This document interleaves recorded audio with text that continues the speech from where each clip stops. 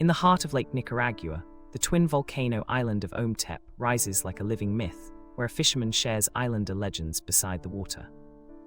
A local guide speaks of the sacred jaguar carving hidden in palm bark, while a visiting traveler respectfully sketches the scene and learns the rhythm of the village market.